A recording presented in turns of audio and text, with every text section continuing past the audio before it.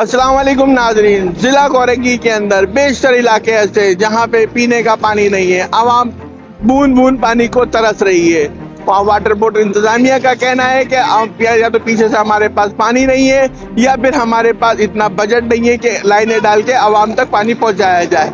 मगर दूसरी तरफ अगर देखा जाए तो मैं इस टाइम पे मौजूद हूँ सिंगल चौरंगी से, जो बिलाल चौरंगी रास्ता जा रहा है। यहाँ के फिर मेन रोड के ऊपर जो बीच पे 35 इंच की पानी की लाइन जो आगे बिलाल चौरंगी से डाइवर्ट होके इलाकों को दी जाती, वहाँ से कनेक्शन मारा। वाटर बोर्ड के कुछ अफसरान ऐसे हैं जिन्होंने रात की तारीखी में कनेक्शन मार के 35 इंच की लाइन में 2.5 से 3 इंच का कनेक्शन मार के मार्टन डाउ कंपनी उसको दिया गया है। जबकि मैं आपको बताता चलूं कि कुछ दिन पहले भी ये कार्रवाई रात की तारीखी में जारी थी, तो जिसकी इतला यूसी चेयरमैन याकूब कार्लो, यूसी 6 के जो चेयरमैन याकूब कार्लो, उनको फौरी तौर पर इतला मिली। वो यहाँ पे आया और काम को रुकवा दिया।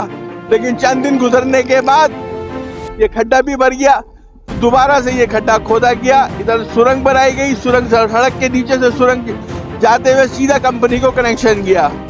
नाजरीन, अच्छा ये बताता चलूँ कि ये चंद अफसरान ऐसे माफिया है जो इस पानी को बेचने में सरगर्म है, और वो अपनी करप्शन छुपाने के लिए कुछ डॉक्यूमेंट्स भी तैयार कर देती है जिसे इजाज़तनामा एनओसी कहा जाता है।